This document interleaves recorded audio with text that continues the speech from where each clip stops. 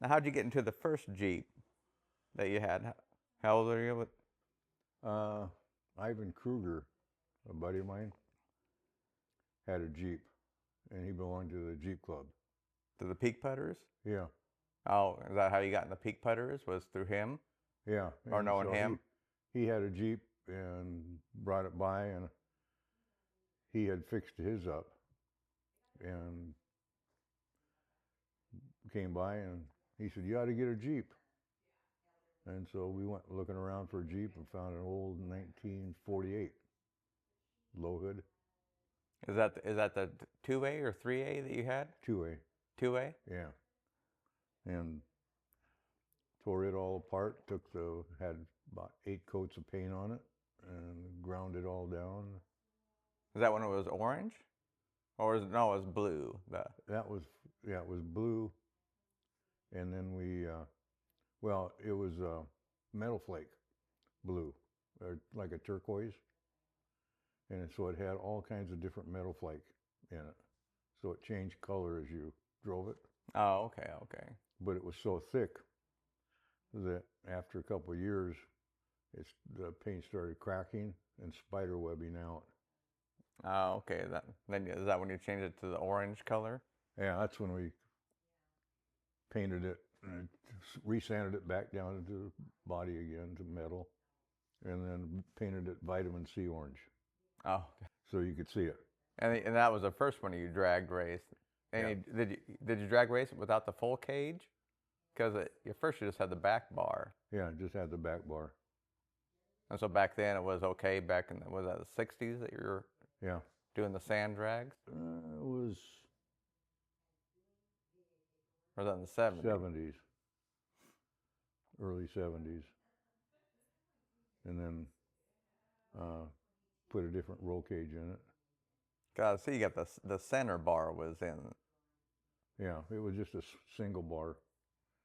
Uh, and then the new one I built, I put 2 bars and then covered the bottom and had some switches up there, like the driving lights, and I can't remember what other switches were up there. So you could be sitting in the chair and seat and hit the lights.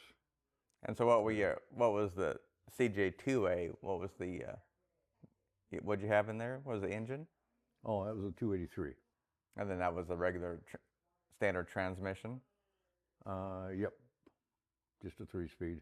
And then was it the stock front end and rear end in the Yep, 2A? that was yeah, 30 model 30. I think it was a 30 front and a 30 rear. Yeah, I think those old ones were. It may have been a 44 in the back. I don't think so. But the other one had a 44 in the back, but it had a 30 in the front. And so what I The did, cj5. yeah, the cj5 one, the white one, and I went down to Pasco Auto Wrecking and found a Studebaker Hawk rear end and took the tubes out of my 30 housing because the Studebaker Hawk had a 44 axle rear end, but their tubes were the same size as the 30s. So I pulled the tubes out of the 44 rear end that was in the Studebaker and put the tubes in from the 30. I pulled the 30s out of the 30 axle or the 33rd member and pulled the tubes out and with axles, and then welded them into the 44 housing. So I had a Oh. 44 in the front and a 44 in the front back. And then how'd you get into the drag racing with the? Uh, Because at first you're doing the 2A, right? Is that this yeah, when you got the peak putters? yeah. Well, we started going around. They had these play days, and a lot of the guys were racing their rigs. And I had always helped Cal Method with his race car, and so I had my '57 Chevy 2-door Bel Air, black. but it wasn't a really race car. It was just something you putted around with. And what was in that? Was that 283? Yep, 283. But it was a 270 horse 283. I had dual quads on it. Oh, okay. So you got 270 out of either dual quads or that doghouse injection that they had back then. Oh, really? Yeah. Well, I guess that's what came in the Corvette too, wasn't it? The Yeah. old injection. Yeah, that's where the injection came from, was the Corvette. We started putting on play days. Granger had one. We started putting where the new bridge is now, the Richland Bridge. Yeah. That used to be just all dirt out there. Oh, where that golf course is at? Yeah, kind of where the golf course, well, we're actually right where the bridge goes over. Yeah. That's where we used to have our drag racing. And the city of Richland would let us have that. And we'd get thousands of people out there to watch the races. And we had a little obstacle course down off the side into the river. And did obstacle courses and drag racing, but the drag racing was on, we had these big old planks that were 20 feet long and about a foot wide, maybe 16 inches wide. And so you started on them and then you came off of them and then into the dirt. Really? Yeah, because we figured it would be easier to keep the starting line less bouncy and less holes if we put people on planks on both sides, and rather than have them dig deep holes when they took off. So, I don't remember that. yeah. And I built a set of staging lights and starting lights on a Christmas tree. Yeah. And had timers on them and red light and everything. The only thing we didn't have was the finish, lights for the finish. Oh, to say who won or who red lighted? Yeah. Well, red lighting, yes, for the off the tree to start. Oh, yeah, yeah.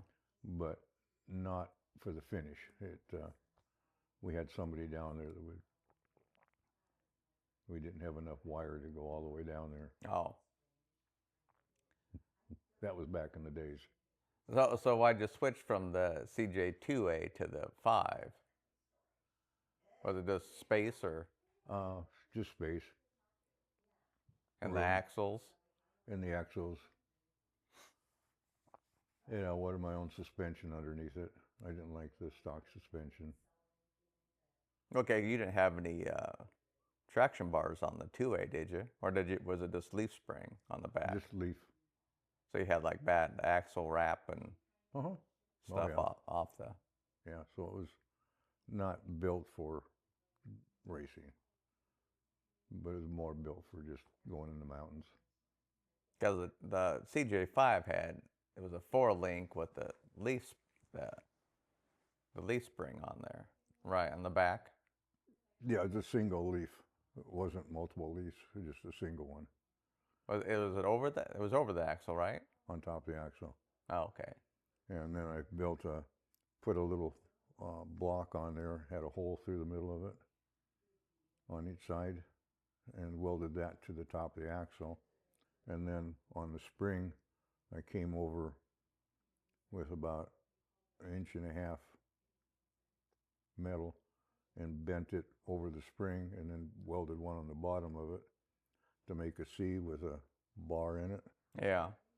And then that went down, had a hole in it, and I had I think it was a 7/16 or 3/8 grade 8 bolt through that held the axle, so the axle could actually rotate like this on it.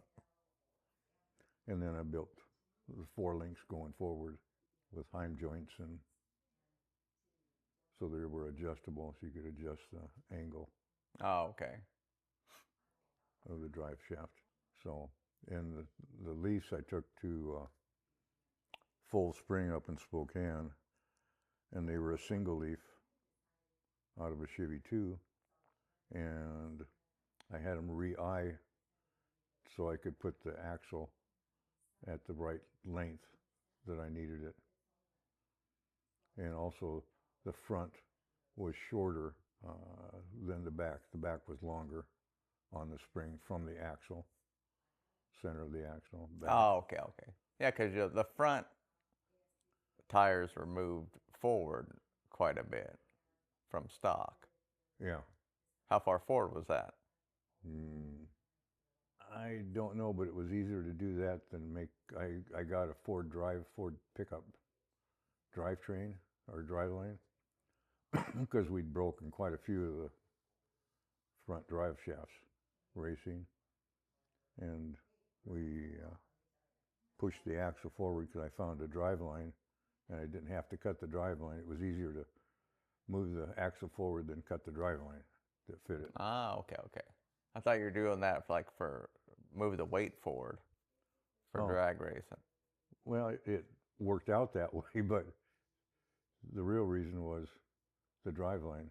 Oh, okay, okay. So you're able to use a stock drive line out of a Ford 3/4 ton truck, a 4-wheel drive, for the front one, because you had to have a machinist machine that drive shaft and put a new tube in there to make it longer, or shorten it back up if I kept it at the stock. But if I moved it forward, I didn't have to cut the drive line. Oh, okay, okay. I never knew why. I just figured you did that just for weight distribution for drag racing was It better worked to out have. better that way, but I had an aluminum front bumper for when I drag raced. We'd put on there, so you get more transfer. And the drag engine for the cj5 was a 327. 327, 350 horse, out of a Chevy 2. My Chevy 2. Oh, you just My super stock, because I had a '66 Chevy 2, 2-door hardtop, 327, 350 horse, Muncie 4-speed.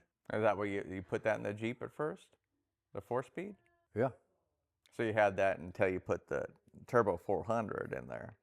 Yeah, and I took the second gear out and put a Liberty Mutual or a Liberty slider gear in there and a synchro ring. And what they did, they took every other groove on the slider. They machined out every other, the slider's round, and it's got little notches that it slides into the synchro ring and then into second gear. Mm-hmm. And they took every one of those out, and then they took the synchro ring and took every other little dog ears off the synchro ring.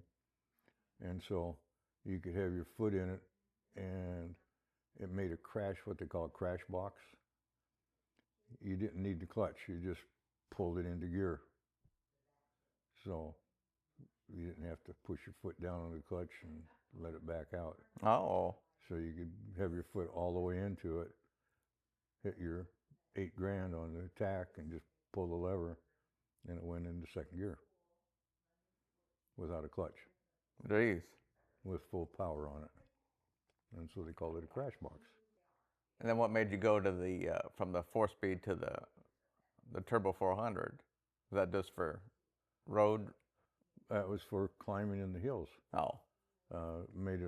You could just go inch by inch, and you didn't have to let the clutch out. You always had pressure on the back tires or all the front tires all the way around. Oh, okay, okay. It was just easier to get around. Made a better Jeep out of it for in the mountains. Oh, okay, that makes sense. I don't remember the 4-speed in the cj5. When did you put the turbo 400 in it? After I quit racing. Oh, so you always raced with the 4-speed then? Yeah. Oh, okay, okay. Now the only thing I remember is you did like that California bunny hop drag racing when you came off because you never had wheelie bars on it, but you came off the ground like about like this, and then I don't know if you let off the gas and then you floored it again because you jumped up in the air. It seemed like, and Yeah, then I had the paddle tires on it, and I should have had some wheelie bars on it because I didn't think it would grab that much.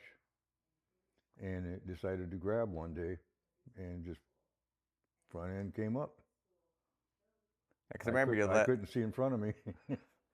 I remember it seemed like you let off for a split second, then you got back on the gas because it seemed like it came up, and then you stopped for a second. Then it seemed like it jumped up because you got traction again. Well, I hit second gear. Oh, is that what it was? Yeah, it came up, and it surprised me so much because I'd never done that before. And then I grabbed second gear, and I must have put my foot on the clutch to bring the front end down, and then it just took off again. Beat the guy. Oh, did you? I don't remember that. I don't remember that part of it. I just remember seeing that. Yeah, and it really surprised me because I had no idea it was going to do that. Before, it would always just throw the dirt out from behind, but the paddle tires gave it so much more traction, they just brought it up. Oh, okay, okay. Surprised everybody. That's not when did you hurt the radiator, or was that on the obstacle course? Obstacle course. Because you went up on, did you go on the side on two tires, or then come back down and Yeah. push well, it must have torqued the frame a little bit to push the radiator into the fan. Yeah, I didn't have it braced well enough. Oh, did it just flex, or? Yeah, it just flexed. Oh. And came in. And after that, went and put electrics on it. Gave us a lot more room. Than the standard fan on the motor. Yeah. Yeah, that I kept the radiator guy busy a couple times. Oh, because I remember on the obstacle course you were like up on two tires and came down, and then you stopped, I thought. Well, I had two different pitman arms that I would change on the steering. I had a short one for just driving normally, and then I had one that was, I think the short one, or the regular one, was about that long, and I had a long one that was about that long. And what that did, when you're on the obstacle course, you didn't have to move the wheel as much, because normally taking the steering wheel and moving it over half would turn the wheel lock to lock. And with the long pitman arm off the steering sector box, you could go a quarter of that, and would bring it lock to lock. Oh. So it made it too quick for driving on the road, because you would be able to maintain any movement of the tire or the wheel would have given you too much movement on the. Oh, I never knew you tire. Changed out the pitman arms for. Yep, I still have it. Oh, really? I'll never use it, but it's one of the things that's in the other toolbox. I see it every once in a while. I figure, why am I keeping it? I don't know. Just got that long extra pitman arm in there. I never knew you changed out the pitman arms for that. Oh yeah. That was just for the obstacle course, though. Yeah. You came into the peak putters at what year was that? Oh. Because they just turned 50 like, was it like 10 years ago or something like that? So Yeah. maybe it's 60 now or something, the peak putters? Yeah. We weren't the oldest. There was a club in Yakima. Was that the Ridge Runners or something? They were the first ones, and we were right after that. And who started the peak putters? A guy named Larry Lancer. Oh, was it Larry Lancer? Yeah. I remember the name. Yeah, he lived up in Kennewick, up in the Highlands. Yeah, 'cause remember he had braces on both sides on one leg, right? Yeah. Like cowboy boots or Was whatever. And who had the Jeepster in it? Jeepster was Dick Milam. Oh, okay. Well, yeah. Uh, well, it was a full size with like a station wagon Yeah, Jeepster. yeah. Yeah, that was Dick Milam. And there was I think all the rest of them were CJs.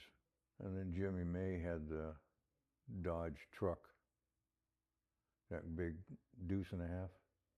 Oh, really? Did you ever see that one? I don't remember that really. And we put a 396, 350 horse in that.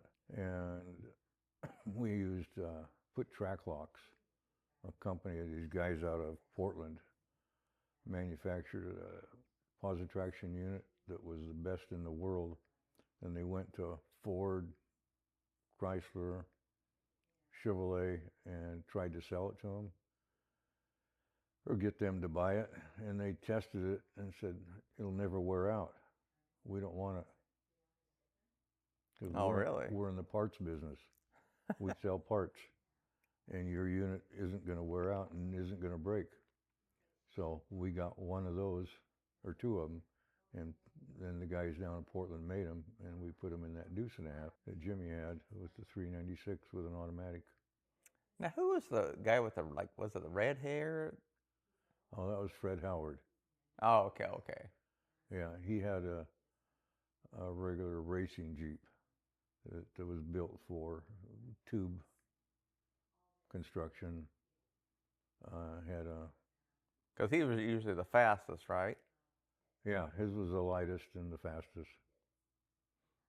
Yeah, I remember. Because didn't you go and help him, like, rewire his Jeep? Yeah, he had a Jeep too. Yeah, I remember his Jeep.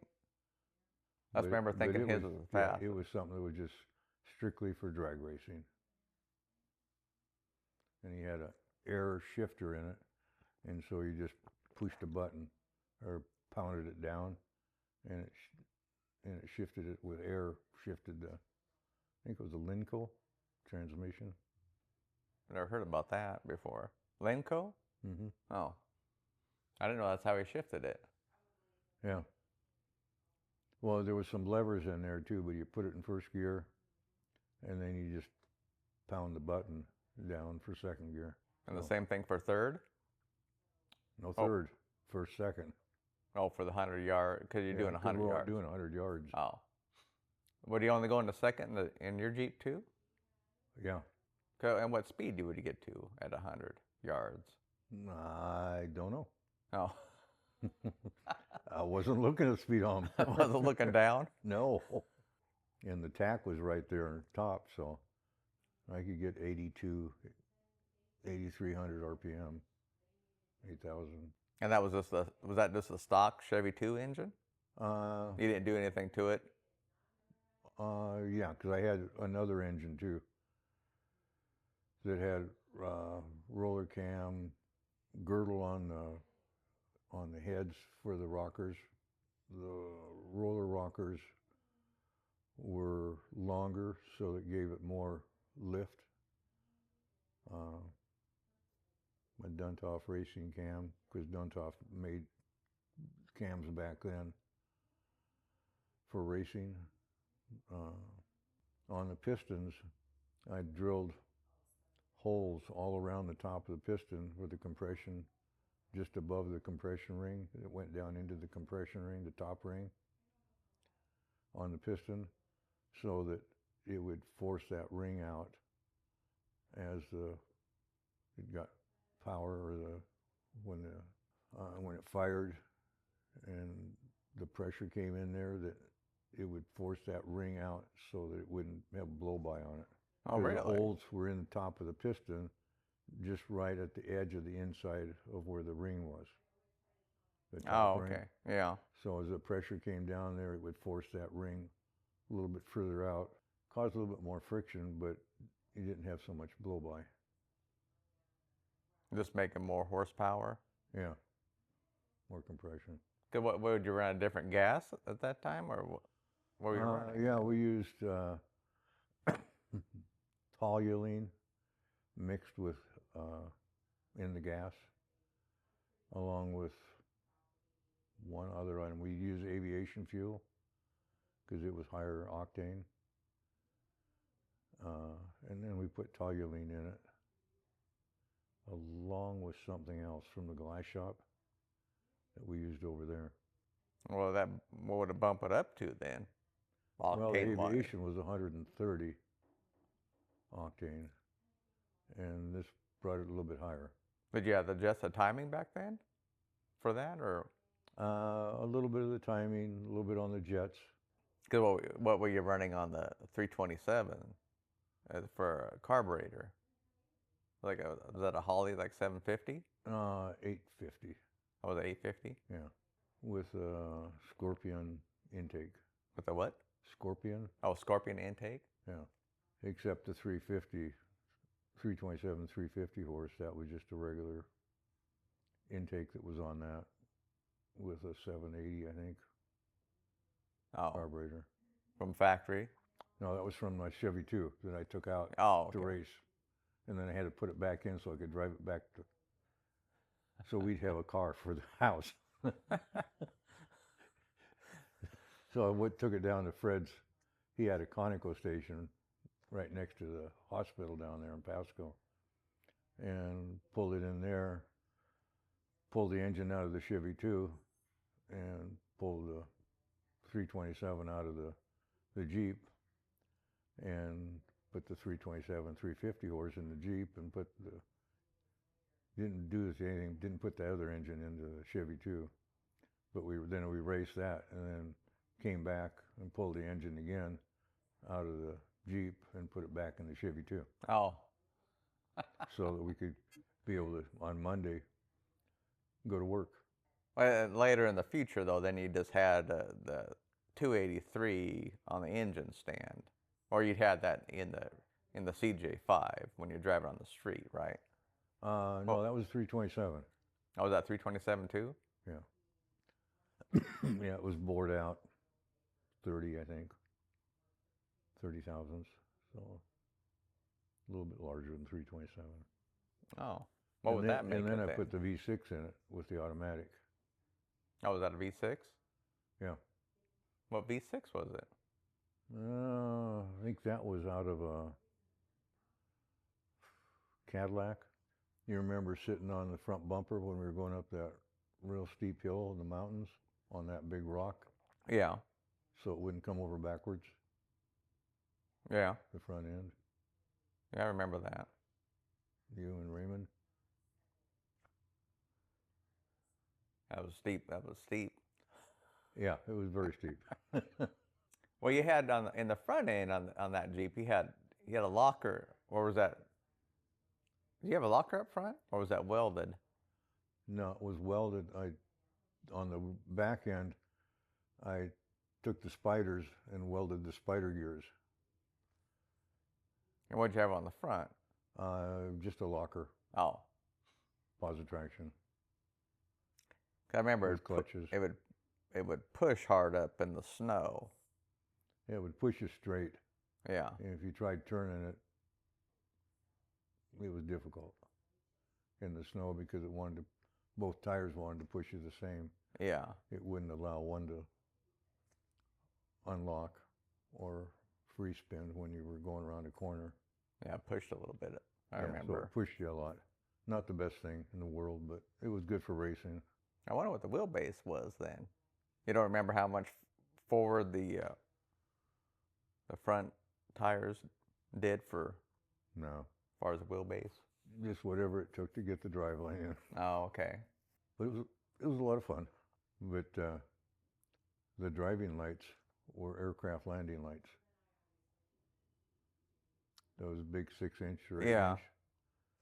And they would light the road up a good mile, 2 miles ahead. Both of them. So what was the you don't remember the manufacturer, or where did you pick those up from? They were just GE aircraft landing lights. They were 50 watt, and each one pulled 15 amps each. And when you had them both on, it was pulling 30 amps. Oh, geez. At 12, they're 12 volt, right? Yeah. Jeez, that's a lot of amperage. So they pulled, yeah, so I had to have a special switch. I had a 50 amp switch in there so it wouldn't burn the switch out. Yeah, that's pretty big wire for a Yeah, 12 and a volt. 50 amp. And I didn't have fuses. I had circuit breakers. I'd come over I to remember Seattle. you had some like push button Yeah. circuit breakers. I came over to Seattle. Boeing had a aircraft salvage place here where you could buy stuff from Boeing planes and stuff. And I went over there and they had a whole bunch of these circuit breakers that they used in airplanes. And so I didn't have fuses, I had circuit breakers. Yeah, I remember that. This on the is this on the dash, right? Yeah. So you could see if they popped out and you just push them back in. Yeah, that's bad. That's cool. Yeah. You don't see that. I've never seen that before or since, other than. Yeah, that was just airplane stuff out of us from a salvage yard over here. And the dash was a fiberglass one-piece dash. Oh, was it? Uh-huh. Was it sunk in at all? Uh-huh. So you could see it came down and then went in and then came back out on the bottom. So you could see everything. Yeah, because you had a better angle. Yeah, and 160 mile an hour Stewart Warner speedometer. Never got that fast, so. Yeah, I guess you can't get that fast in 100 yards. With 350 horsepower, I guess. Yeah, no, you couldn't. I don't know how fast we were going. There was never any speed traps. No one was sophisticated enough back then to have that. And when did they start? Was it just volunteer to do the roll cage however you wanted, or was there rules? No, no rules. Because I remember what would keep you safe. You just had to look at it and say, "Yep, that's strong enough." Oh, because nothing was Did anybody have their roll cages bolted to the frame, body and frame back then? All just to the body. Oh. You figure if the body stayed on, the roll cage is going to be there. Yeah, because now everybody does it to the body and then mounts the body to the frame. Yeah. Everywhere now. Then even coming forward, it comes to they'll bring that bar down, kind of scoop it down on the inside of the front A pillar or whatever. Yeah. And then tee it off and go up front. Most of the time it was just a single bar in the front and the bar in the back, and then guys started taking two of them on both sides and putting those on. And then I did the two sides, and then I did two in the middle. But the two in the middle were just so I could mount my switches up there. Okay. They were easier to get to. Oh yeah, and plus it was covered too on top. You had like a flat piece of steel or what? Flat piece up there. Or was that aluminum or? And just ran the wires through the cage. Oh, okay. Through the tubing. Yeah, that makes it easier. Yeah, and they were protected that way. What about the tire? The fat tires? Okay, on the first Jeep, we were going out in the sand, and I had these real skinny tires, and couldn't get around very well out in the sand dunes. So, being on the farm, they have farm tire tractors, or tires, and they're 10 inches wide, and they just had ribs on them. A rib in the center and a rib over here, and then another rib right here. Oh, like 3? Yeah, and so I was working at the service station, and we had this tire cutter, and well, it came from the guys at the radiator shop, because he had a radiator shop, and then he also retreaded tires for snow tires, for walnut and sand, and put all kinds of stuff in those tires so they could get traction. Back then they didn't have the studs. Anyway, he had this grooving tool, and so I borrowed the grooving tool and went through those ribs with about a half-inch wide little round groove. This way, this through the center one on the outside to give it more traction. And so I drove around one with these 10-inch wide tires, which isn't too wide now, and had grooves in them for traction. No, they had those on all four. All four tires, yeah. And how tall were they? Probably 36. They were pretty tall, but they worked great in the sand. And they worked okay in the deep snow. Now, did you drag with those on it? May have 1 year. Because what did you drag race with the 2A? You didn't have paddle tires back then, did you? No, no. Those are just a. I think those would have had to have been the tractor tires. Oh, okay. And most of the guys back then had these great big Terra tires. Well, I remember that some guys had tires that were like this. Those were the Terra tires. Oh, okay. And they were fairly wide. I think they were maybe 11 or 12 inches wide. Cause I remember those up in the mountains. Yeah, like they were pretty good in the mountains. But usually in the mountains, we just go up there and take the valve stems out until it quit blowing, the air cape come out, and then put the valve stems back in and drove around on flat tires up there. Gave you a lot more flotation. Yeah, I remember those tires until you up there. Yeah. I don't remember them too much in the sand. And what was that? What did that change into, the Horns Rapid ORV Park or whatever that you guys were? No, we never went out there. That was basically after I got out, or moved to Walla Walla. Yeah, that's what. But they didn't have that out there then. Yeah, that was. I remember that being there. We just go out to Road 68 or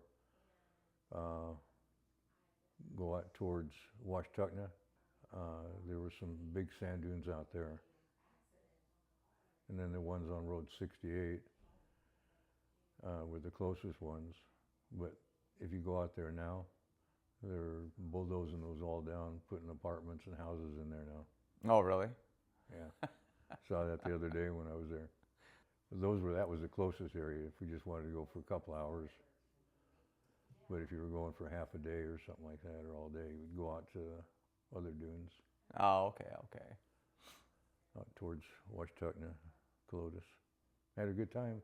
I think only rolled the Jeep out there once. Oh, you did? Uh-huh. Which one was that? The orange one. Was that an obstacle course? No. There was a washout that I didn't see. Oh. And then you hit that and just flipped it over. But I did ruin a radiator out there too. On the 2A? Yeah. How'd you ruin that one? Came into the fan. Oh. Like I said, the radiator guy was kept real busy with the Jeepers because they were always putting the radiators into their fan. Yeah. Not having it braced well enough. Well, I had some 2 1-inch tubes coming up from the frame that were into the frame that went into the radiator, that held the radiator, and that wasn't enough. There was too much flex.